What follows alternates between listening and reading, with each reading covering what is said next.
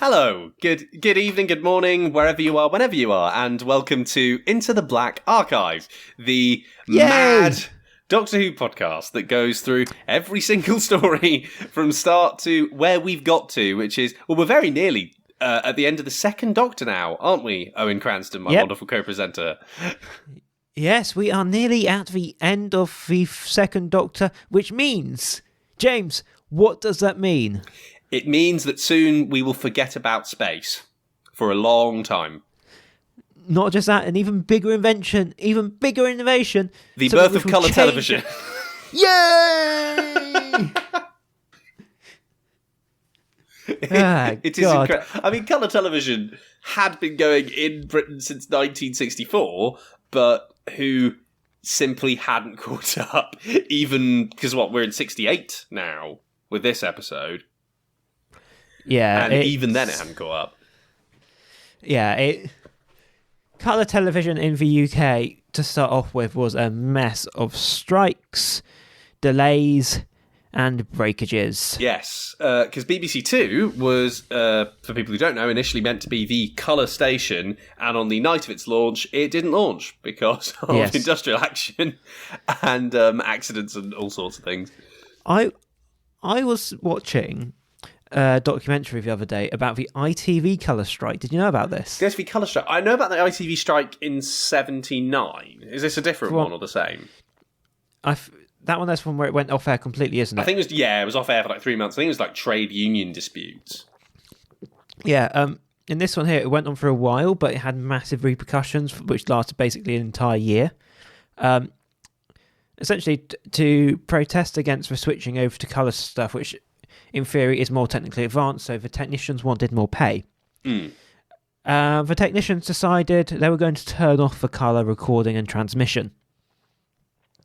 So anything which was recorded in colour just broadcast in black and white, and anything which they were newly recording went out in black and white. So that is why, if you look back at things, at some old TV shows from ITV, I think like Upstairs, Downstairs, that's a big one, isn't it? Yeah, that's one of the big ones.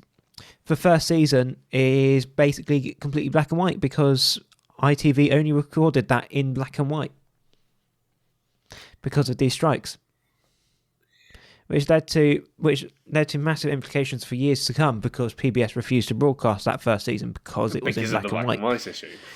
And also it created issues for shows which are recorded massively in advance, such as Coronation Street, which they were still using black and white clips for like the rest of the year.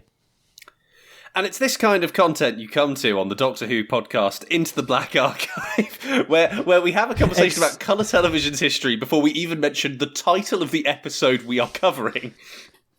What is that? Expect this to happen a lot in this episode because it's been a while since we both watched this and we're going to be filling massively. Oh, it's going to be good fun. 11 days it's been since we watched it. It's more like a memory test than a podcast at this point. What is the episode, Owen? That's question one of your memory test. What did we watch? So, I remember this by thinking about soup. How? I see. Because the crispy bread things that you get on the soup. Yes, the Krotons. the croutons. The croutons, yes. I haven't had croutons in ages. No, we can't get into Nor have I. We cannot get into a tangent about croutons, can we? I mean, we could if we wanted to. It's like you get them at Harvester and you think, oh, that's fantastic. But then you never get them at home. You just think they're an out thing. Yeah. I haven't even had them as an out thing in ages. No one really goes to Harvester anymore. Anyway, the Krotons So, James, do you want to give us a synopsis? You want me to give a synopsis? I don't want to give a synopsis. How convenient is it that on the episode that we haven't watched in days, you go, why don't you, for the first time in the history of this podcast, do this synopsis? I will give it a stab if you want me to. You just need to be first out of the gate, and I'm on it today, James. I'm on it. I'm wide awake and definitely not falling asleep as we record this. Would you like me? I'm going to continue talking to enable you to have a buffer to think through what you're going to say. So I'm just going to fill for a little bit so you can work out what you're going to say. So we are going to be continuing to discuss the Krotons in a moment once James has worked out a synopsis for this episode which he hasn't watched. It's a bit of a weird one. It goes back to good old classic Who. I'm ready to go. I'm ready. Go, take it. I'm ready. Right, okay. The Krotons. So, the Dr. Jamie and Zoe arrive in what is meant to be a large society, but is really 2 rooms. It's people who are oppressed, which is a classic First Doctor thing. They're called the Gourds. They have sort of rulers called the Krotons who are treated more like gods. What happens is, at the end of the exam year, because they all do exams, the 2 brightest people, the most intelligent guy, most intelligent girl, are picked by the Krotons to be their kind of servants or overseers or whatever. They go through this door, they never come back. It's said that they live inside a computer. Obviously, that's ridiculous. The Dr. Jamie and Zoe arrive and immediately realise that's ridiculous and allow the Gourds to realise that perhaps they're not seeing all the things they should be. We also meet a bunch of these Gourd people, including this guy Tharo, who's very rebellious, a woman who I've forgotten the name of, who is picked initially and is saved. And there was also another guy that got picked but didn't get saved. That's because he got vaporised into smoke. And this goes on for 4 wonderful parts. It ends how you expect. Cool. So, thank you very much, James. I'm now very annoyed with myself because I've just remembered I had an introduction planned for this podcast, which I completely forgot about. What was it? I was just going to introduce us the same way which this episode is introduced by just going, Male, James, Male gone, James Stevenson. I think it would, I think it'd be disingenuous to call me one of the brightest minds even amongst Gourds. Is it Gourds or Gons? Gons? I can't remember. It's Goon, but I've forgotten can't remember how to pronounce it. No, it's but Gons. yeah, It is Gone. This follows on a similar issue which we've had this entire season, which is for stories that aren't bad, but they're just a bit dull. And the enemies, the monsters which we've got, are the most stereotypical 60s black and white robot-looking things you've ever seen. And it just takes you out of the action. I don't know what's happened for costume design between this season and last season. It feels like we're in Doctor Who's B-movie phase, aren't we? Like the old 60s B-movies, like the monster things, where you just got a ridiculous costume and it was filmed really cheaply. And that seems to be the trick that they've pulled in a lot of these episodes this season. Because we've had The Dominators, which is ridiculous, and is filmed pretty much in a quarry, which cheapens the cost. And then we had For Mind Robber, which also has the robots who look stupid and stereotypical. And they also get to dress up a man as Lemuel Gulliver, pretty much to distract from the issues it has. Now we're here, and I think what I will say about the Krotons is, on paper, this shouldn't work as well as it actually does, because there's a lot of issues with it. But the reason it works is that it's actually quite well written. Yeah, it's quite well written. Everyone's engaged in it. It's quite tense in parts. The mystery's kind of obvious at the start, but it still keeps you gripped, and you still want to see how it resolves at the very least. The setup is, we've seen it before, don't get me wrong, but it's delivered in a way that's slightly better and a little bit more refined, and there's enough story going on, and there's a decent amount of pace that you don't feel bored. So it's a pretty decent Who story. Do you think it's saved by the fact, unlike for most of this season and a lot of last season, that it's a 4-parter? I think so, yeah. I was even going to say as much, in that it's quite... Definitely since season 5, we've started to have to get used to the really long serials, the 6-parters. We had The Invasion, which was an 8-parter. Are you ready for the 10-parter? Yes, the 10-parter is coming. The very iconic 10-parter, of course, but yeah, we still have to get there. So going back to a 4 was almost refreshing after the long ones we've had, and I still think we are agreed on this. 4 parts has been the best pace we've had, pretty roundly. Yeah, because even the best scripts struggle to fill out that 6-parter.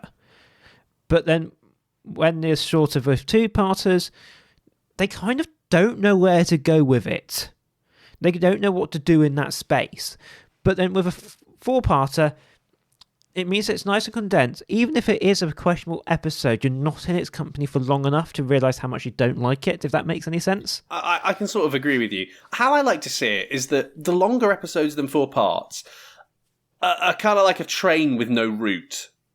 You've almost got too much freedom as a writer when you've got that much space. You kind of, you sort of relax and maybe you spend more time on things that aren't that important because you've got 6 episodes, you don't have to worry. Whereas a 4, you realise, actually, I've not got much time here. I've got 90 minutes, which is the length of a feature. And a pretty short feature at that. It's something which I've said on here previously. The best stories are written when you get told you have to shorten it, not when you get told you have to lengthen it. Yeah, I mean, because I did a writing degree for non-regular listeners of this podcast, so I meant to know stuff about this. How I was always, it's up for debate. How I was always taught was that you're just meant to just trim it down as much as you humanly can, because otherwise you've just got fat in your story, which you don't want because nothing's happening and people get bored really, really easily. And so we've had a lot of these long Who-parters that have a lot of things like Fury from the Deep, which we watched not too long ago, which has full episodes that are almost fat. Full episode, which can be entirely cut. Yeah, the Krotons definitely doesn't have that. All the episodes have a purpose, the story moves at a decent pace, and I actually think there's not a lot of big plot holes in it. I don't even think the ending's all that convenient. I think it's decently well worked out. I think it could have been better explained, the ending, particularly towards the end, because essentially the Doctor and Zoe go into a room with the Krotons.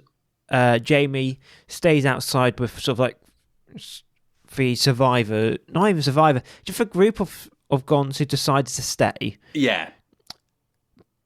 And they just know to port. They essentially discover which everything in the city would melt with acid, including for Krotons. Doctor and Zoe obviously know this because they put this plan in place, but they never tell it to Jamie. But they seem to know this and just carry out the plan anyway, despite this never being communicated. That's the one thing about the ending which annoys me. I almost forgot about that. Yeah, that's a little bit convenient. I think you can maybe... There's a degree of justification where if a character has acid in their hands, they probably think, well, acid is something I can throw at them. That's but why it isn't that well communicated. It's still a good ending, but I feel like it's got a few bumps in the road which were not needed. Yeah. Before we talk about characters, I think there's one thing worth mentioning about the Krotons that I'd like to bring up, which is it's the first Doctor Who story written by a guy called Robert Holmes, who we're going to get very familiar with over the next few seasons. He's one of the most... what's the word for he's done it a lot that sounds a lot better than he's done it a lot? Proficient. There we go. The most proficient Who writers of this era. And for all you new Who fans, Russell T Davies cites Robert Holmes as his main inspiration in writing as a child. So the foundation of the best Who era, in my opinion, is right here. Oh, did you see the new Doctor got announced as well? You just mentioned that to me. Yeah. Did she? Yeah. Who is it? I don't know, April Fools. Nah! Is it Mark Gatiss? Yeah. Please let it be Mark Gatiss. We're recording this on April 1st. Just ignore that little yes, comment. We're on April get 1st where we are. So, shall we talk about our lovely and wonderful characters that we've gotten to know this season and see how they are? Yeah. Let's... Who's that at the door? Oh, it's the Doctor. Let's review the Doctor. How did the Doctor do this time?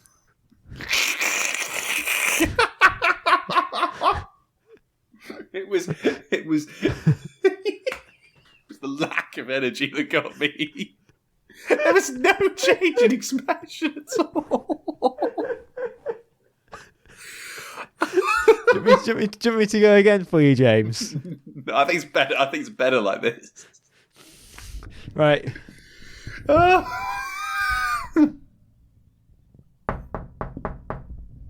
Oh, who's that? There's somebody at the door.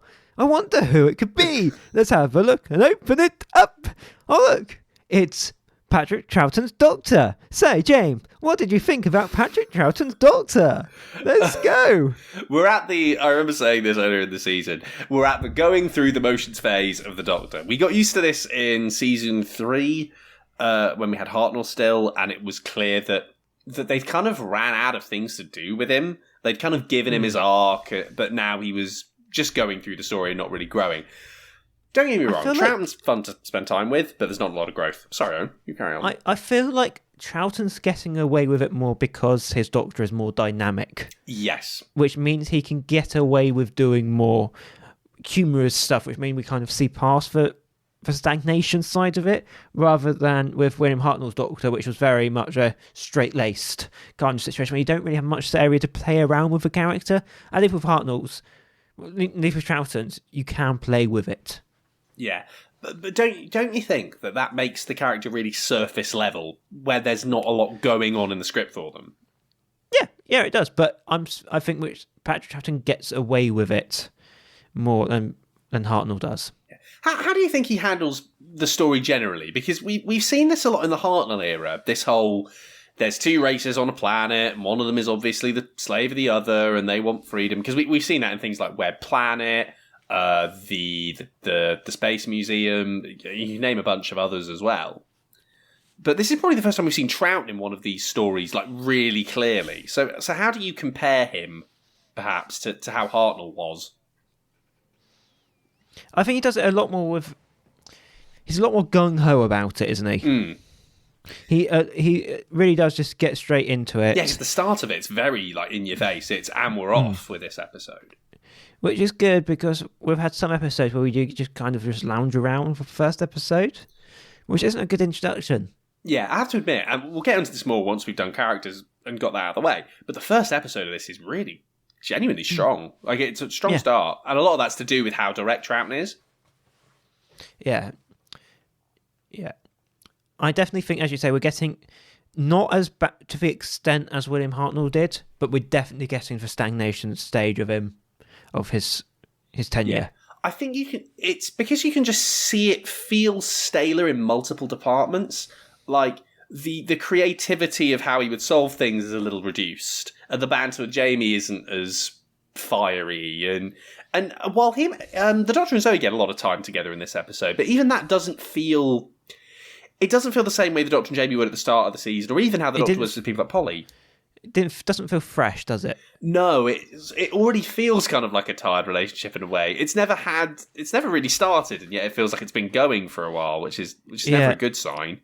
You can definitely see why Patrick Troughton told future Doctors only stay around for 3 seasons.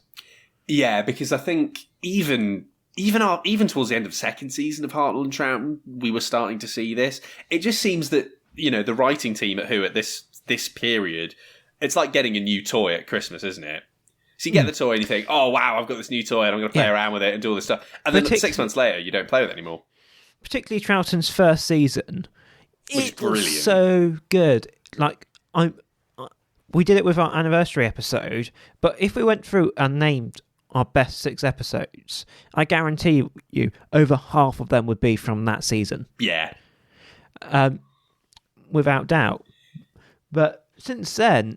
It's just kind of gone downhill, and particularly this season, it really does just feel like it's paint by numbers. Aside from the invasion, which I still like because they got given a lot of. Let's be honest, they got given a lot of money to do it. So yes, mainly because what the invasion was kind of the backdoor for. Yeah. Well, I think even at this point, everyone was starting to think about Who moving in that direction, because we're very much going into the transition now between Troughton Who and Pertwee Who, which are 2 very different shows. Yeah. So yeah, it's kind of like I remember you said this line to something else we were talking about off camera, but it's all stick, no carrot, or no carrot, all stick at the moment, because they know what's after, but it's not to do with the space stories and it's not to do with Troughton. So really, they're just fulfilling the production block in a way. Yeah. Yeah, it is a shame. Hopefully, we've got 2 more episodes which survive with Troughton, so hopefully it'll play off better. Overall, though, I still think there's fun moments to be had, but it's just because Troughton's fun naturally. Like, you enjoy spending time with him as a Doctor because you never quite know what he's going to do. It's what I said at the beginning of this conversation. He gets away with it because he's dynamic. So it's not as bad as when Hartnell did it, but equally... It is getting a bit surface level. Yeah. How do you think Zoe fares then on the balance of dynamic? Oh, Oh, God. look, there's somebody at the door. Who could it be? Let's go and open the door. Doop, boop, boop. Oh no, it's Zoe. Come on in.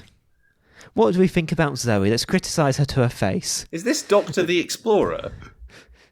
This is just a weird feature because let's be honest here. If what we're currently doing with this stupid thing I've just randomly started doing, we've got people coming in, sitting them down and going, "You're shit because of this, and this. You're stale." Do you think Zoe is shit because of this and stale? Or do you think, like me, that actually she's one of the better female companions we've had?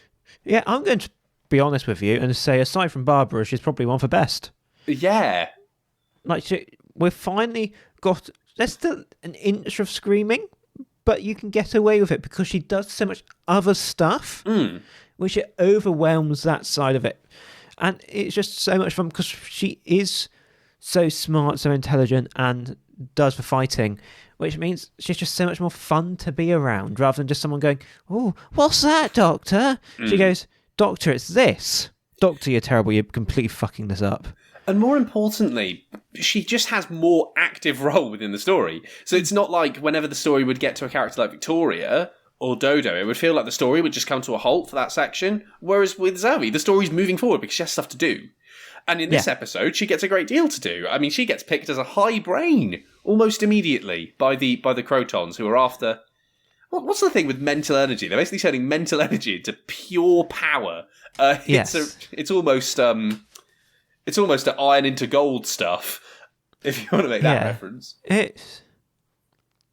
She's smarter than the Doctor, it turns out, in this episode, because she passes for logic tests instantly. He takes a few attempts. Yeah, I almost think that's... I wonder whether that's to do with the Doctor's more of a lateral thinker, and maybe Zoe's more straight down. And it's mainly there to illustrate maybe the different ways in which they think, and perhaps the test is more suited to people who can be logical in that way. But I don't know. I think it's a good colour. For once, you feel like the Doctor isn't the smartest person in the room, which is a great way to position the story, to make you think, well, actually, if he isn't the smartest person in the room, and the Krotons have designed a test that's too smart for him, then there are stakes now. And that's where some of the tension comes from. We've got problems coming into this. But there's one more character, James. I think I hear someone outside my door. He's coming up. Are there bagpipes? He's coming up to the door. Oh, look. I can't be fucked to do this. Let's talk about Jamie. What does Jamie do in this episode, Ed? I'm asking that genuinely. I've forgotten. He doesn't do much. I wish it was rhetorical. I feel like the issue is that's just saying Jamie was a fun toy to play with in season 1 and part of season 2. Season 4 Their or relationship 5, with the Doctor, season 1 and 2 with Troughton. Season 1 and 2 Troughton, yeah. But now they're kind of bored with him. They don't quite know what to do with him to bring this relationship any further forwards, which is a shame. Like, I feel like Yaz is a character who's been with the Doctor for 3 seasons now. She's one of a few which is with a Doctor for this long. I mean, she had the decency to feel stale from episode 1. But even then, they feel like they're still building on that relationship. Oh yeah, obviously with New Year's, they built some things. They're still building on the relationship. But it feels like with Jamie, they kind of have forgotten which that's something they need to do. The thing is I don't think anyone was thinking at the time they could go further than friendly banter, because you can't go much further than that effectively without adding some kind of element that in the 60s would be bordering on illegal. So you can't develop that relationship too much, and then so they forget to do anything else. Like they started doing it with the test. They could have added in some conflict into a relationship, and then had like arc where they don't have conflict. But they kind of just leave it in status. It kind of just stays static, which I understand why, because they don't want to change it up too much and all that kind of stuff. But it just means when you're doing what we're doing, which is watching them all back to back, it's just a bit stale, and they're not moving anywhere. And we're kind of just sat there going, seriously, what was the point of Jamie in this story? What it reminds me of now is that, do you remember towards the end of Ian and Barbara's tenure? Where they were kind of very much demarcated. It was like Barbara was doing, and Vicky, I guess, they were doing like the smart stuff, whereas Ian was almost like put into the action man role a lot of times. Yeah. And he would go off separately and he would meet people and do fighting and things. And that seems to be what Jamie is now. They've kind of lost the personality of him. They've just given him the action man jobs. So he's got to rile up guns. He can't do the brain test, so he has to wait outside and do the dirty work. And it just feels like you're missing so many opportunities to develop the character, because you could take him further. It's just now, I think, they don't think it's worth doing. He's been with the Doctor for so long, but he's still so easily riled up by the Gons. Like, to me, that just doesn't make any sense. Yeah, why? That is a weird one, isn't it? The fact that it almost felt like, and I have said the writing's good in this episode, but that feels like a pretty forced attempt at causing some conflict. Shall we go past the characters and talk about that entry scene? So they break into the room where they're giving out the award ceremony when they go. Yeah, it's the most intelligent boy and girl are being given to the Krotons in some kind of peace offering, basically. And it's the most weirdest staging for a scene, to the point where I thought they're in separate rooms. So they've got for Jamie and Ogon fighting, but then the award ceremony it's going on exactly how you'd expect it to, with no one looking over their shoulder and going. They just kind of get on with it, and you just kind of sat there going, like, surely you at least sort of pause it for a second to work out what the fuck this outside just fighting over. I quite like it as a scene. I want to say that as an initial before I talk about this, because I think it has an energy that a lot of episodes don't have. I like it as a scene, but I just feel like the staging of it is wrong. I don't feel like the bystanders react how they should do. I would agree with that, yeah. It feels like it's sort of. It's one of those like stories. Yeah. I feel like even if they had it where they were doing it in adjacent rooms, and for people doing the award ceremony didn't notice, that would have been fine. But because they're in this same big open room, for people giving it for the award ceremony, it would have been disrupted. Why weren't they disrupted by this massive fight happening on the other side of the room? Yeah, everyone just kind of carries on. It's as if they've sort of forgotten to give the extras anything because it's quite one of those contained stories. But there's not a heap of named characters in this episode. Definitely not as much as there have been in others recently. Yeah. And it's almost as if, we've only got 90 minutes. Why would we try and introduce anything else? They're focused, almost lasered on that. And it just seems like the extras have been a massive afterthought.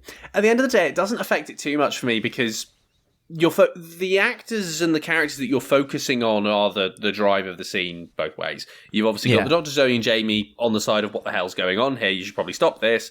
And then you've got the Chief Gond guy on the side of, well, why on earth would we stop this? We've never stopped it before.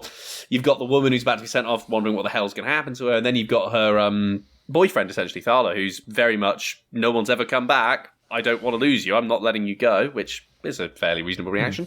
And you have this big four-way conflict at that point. Which I feel like is fine. It just, as I was saying, for staging, it's just a bit weird of it. Do you like it as a setup, though? Because I think what you've had in some of the other oppression stories is the whole thing was always you would meet the characters who would look sort of good, and then you'd realise they were the oppressors of another people. That was set up in a few episodes we had in Hartnell. With this one, you arrive with the people who are just kind of acting as like it's you automatically know something is wrong, which is, I think, the good trick about why this works. Before, it relies on you going, oh, this is fine, whereas this goes, actually, it's wrong. We're just not going to tell you how. And that's a little bit more innovative, at least for the first 10 minutes. It's a nice setup. I feel like they needed to have the Krotons do something a little bit more. Yeah, they were very much off for even the first two episodes. They're a very passive presence. It's only later on where they really start showing up. Like, even if they just control random things, I feel like that would have more of an impression. But on the flip side of that, you have an episode like the Macra Terror, where really they don't do an awful lot in the first two episodes, and that's a four-parter, and that works quite well. But we also have the constant sort of threatening voice of the controller guy. That's true. That is there present. So Whereas they do to some extent, but you feel like they're very contained into the learning hub. In this one, like as soon as they go out for the learning hub, they don't hear the voices at all of them. yeah, like they've kind of got freedom from it. That brings me on to a point actually, and I remember saying it in the synopsis. They try to kind of say that the Gonds is this quite big society. The way they've done it budget-wise and staging-wise with the 2 rooms, basically, does not make it feel that way. It almost makes it feel like it's like an underground bunker of some kind. It feels oppressive. It suffers from the same problem which we mentioned for Power for Daleks had, where it's supposedly this big, bustling society which has got so much going on, but you essentially only see 3-4 rooms, and they've seem to have no reason to go anywhere else. Yeah. The thing is you don't need extra rooms to convey a sense of scale. You can do tricks to do this. I mean, even things like... I mean, the Web of Fear has a bit more budget, but they were using tricks to make it seem much bigger, suggesting more going on. Not that we went and saw it, but it always suggested more was going on. Whereas anything that happens in the story, you basically see. And so it doesn't feel like there's much going on beyond the frame. Yeah, just as you're saying that, just thinking about the learning room, like even if they just had Zoe go in there and take the headset off someone, like go, can I have a go? And have other people learning there. Yeah. But they don't do that. They literally just have the empty training room and Zoe just picks up the headset and puts it on. And does it, and there's no one else there, and it just feels... It feels like they're wandering around a set. In truth, it doesn't feel like... There's been episodes in recent Who and previous Who where you feel a really strong sense of world building, even in episodes that aren't that good. But with this one, the world building definitely gets lost, even though the actual story is fairly decent and fairly tightly packaged. Yeah, I agree. It's a difficult story, this one, because as you say, it's not bad, but even I feel like it fails on a few key points. Which key points make it? Do you think? As I say, I don't think the staging's right in a lot of the scenes. Yeah, I can agree with that. It's one of the big weaknesses of this episode.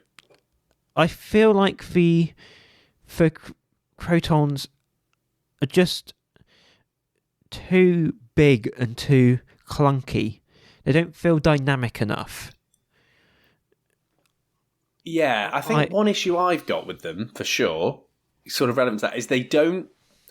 Once you realise what the plan is and what their capabilities are in achieving that, the stakes of the episode die. Yeah. When they're more of a mystery, and the way that the Robert Holmes script sort of makes them seem like quite intelligent beings and then does these little tricks like making the Doctor fail a test that they've designed to make it seem really smart, there's a sense of tension that comes from that, and you wonder, well, when we meet them, how interesting is that going to be? Unfortunately, the payoff just isn't as good as the build-up. As soon as we meet them, as soon as we essentially realise they're blind, the threat level just dies. Because at that point, they're not really threatening.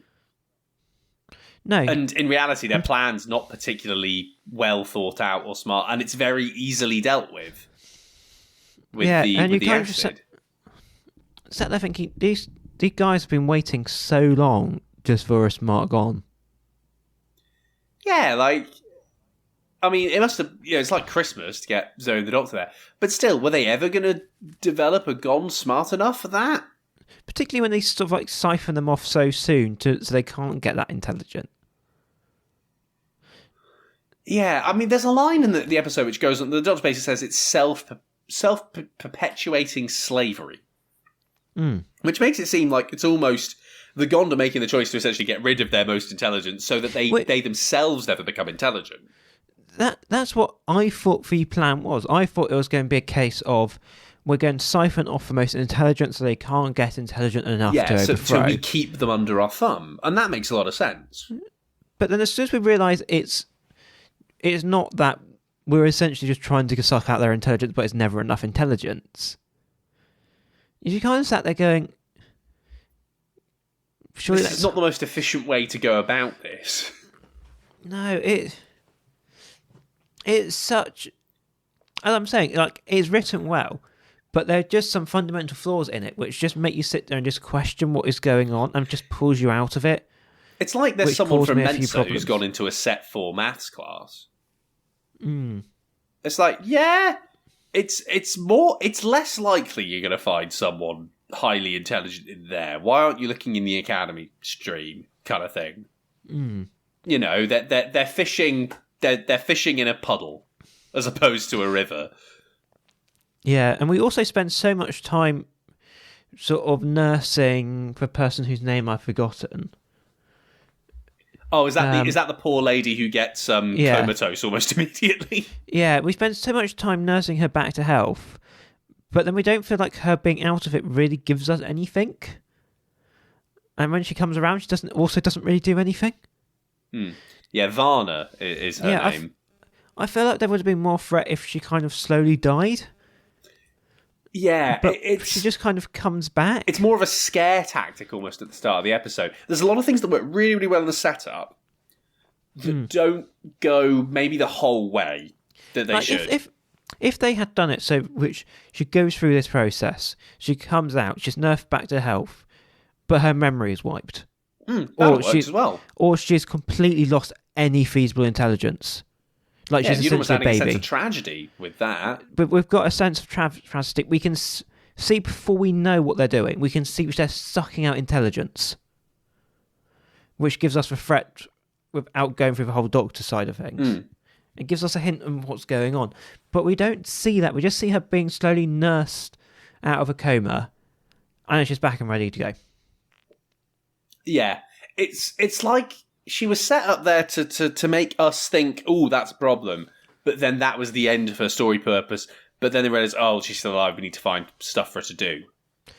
Oh, she can fight later. Jamie's essential job throughout most of this episode is nursing her back to health. Back to health, yeah. And in a weird way, that's kind of been what Jamie's been doing a lot of recently. Because in the mind robbery, he's pretty much separate for the whole episode. And in the invasion, he has some uses. But even then, it doesn't feel like there's a lot of memorable moments. Yeah, it's a weird episode. Is there anything else really you want to mention about it? There's not a heap, to be honest. I think the main thing is saying that the setup is really good and it gets you hooked into the episode. For the first two, you're really in it. Even though 3 and 4 don't really follow up on the promise, I think overall it still does work. I think it's a decent watch, and the fact it's 4 parts helps in a way because you get quite a good fast pace that doesn't overstay its welcome. The story is satisfying to watch through to the end, and the ending isn't the worst ending we've seen. It's a reasonable one. If anything, it's quite well foreshadowed because right at the start, the Doctor mentions that the Gons lack a lot of knowledge, including and particularly chemistry. Something they just don't know anything about. So the fact that the solution is a chemistry thing is quite clever because that explains why the Gons have been put under the thumb for so long. Yeah, and the whole science chemistry thing just brings us around to the whole intelligence thing. Like, if we don't want the guys to be intelligent, why are we letting a scientist run around making stuff? Yeah, it clearly seems that the plan was to keep them unintelligent until someone was intelligent enough anyway, and then use them. Yeah, it's a weird episode, which... It's have your cake and eat it plotting, isn't it? Like, surely a fun way to have done this episode is, yes, doing all the siphoning off stuff, but also kind of training up the Gons to try to think of new energy sources. Or even doing something, again, macroterrory, where they're using that kind of that voice. There was the whole thing about hypnopedia in that episode. They could have done that. Yeah. How they're going, create new energy sources. And they constantly get fuddled information about, Like, they even, to an extent, power. do that when Zoe puts the hat on and she starts thinking which they were pleased with her. Yeah, that's something. It's almost like a hypnotic... Because that's mentioned, that they all do the learning tests and they get this kick, kind of, from the Krotons, this kind of happy feeling that they're happy. But they then never follow it forwards. Like, it would have been fun to have at least a few moments when Zoe does the test, the Doctor doesn't realise, but spends, like, some of the episode essentially working for the Krotons. Yeah, kind of like how Ben was transformed into the Macro Tower. Yeah, it would. There's ways which they could have done this, which would have been more interesting. Yeah. So I think overall, what we're saying is it's solid as it is, but there's so many opportunities to have pushed it further. Which, to be honest, really, it's the problem this entire season has had. Yeah, it's been fine, and I there's not been an episode actually in this series I've really disliked. They've all been okay. It's just that nothing's really got there. Not even the invasion really got there. They're all very run-of-the-mill, paint-by-numbers kind of stories, aren't they? Yeah, the invasion was decent, but other than that, it's been kind of just okay. Yeah, obviously, we do have a 10-parter to come, though. So yeah, we've gone back to all the old tropes, and we kind of hope they'd stay old tropes for a reason. Yeah, it's the second going through the motions era. Yeah, of Who, and we're ploughing through because we've got 2 more episodes of Troughton, don't we? Yep. Before we reach colour, we have got the return of the Ice Warriors. They'll be coming back next episode, and then we have got the final outing of the second Doctor. I know how to count. Tom Baker is here. We're watching The Day of the Doctor, 50th anniversary special. We've got for War Games a 10-parter where there will be war and there will be games. Including the game show element of our podcast that we will announce then. Will we? April Fools. Oh, okay. On one. Right, I think that wraps it up. So what score would you give it out of 10? The Krotons. I'd probably give it a 6. A 6? It's perfectly serviceable, but equally it's not much more. Yeah, I couldn't really give it any less or more than a 6 either, actually. I think that's about right. It does the job, but could have been better, and I think that is a little frustrating. It's everything we want in a Doctor Who episode, but that's it. There's no bells and whistles. The first 2 episodes like an 8, and then the second 2 episodes like a 4, maybe even a 3. Yeah, but there's just no spark. Yeah, overall decent, but like you say, it just doesn't come to life in the same way as other episodes have. So, thank you very much for listening to In to the Black Archive on wherever you get your podcasts. If you want to get in contact with us, feel free to tweet us at Black Archive Pod, or you can email us blackarchivepod@gmail.com. Yes, please let us know. What is that voice? I do not know, but it is how I'm closing this podcast episode. So, if you want to have any more of this ludicrous mess, feel free to subscribe, give us a review, tell us how we did. It is the algorithm juice that keeps us going, like mental energy switched to pure power. That is what that is. So if you give us a little bit of your mental energy, we might turn it into some pure algorithmic power. Isn't that fun for everyone? Juicy. And on that berserk note, I think it's time to end. Thank you very much for listening. We'll be back with... what is the next episode, actually? The Seeds of Death. Yeah, sounds fitting. We'll be back with the Seeds of Death. Only in Who can you say wonderful things like that and it be serious, eh? So we'll join us then. Seed your death next time. Yes, join us then, and we'll be here to chat more nonsense as ever. So wherever you are, whenever you are, have a good one, and we'll see you soon. Bye.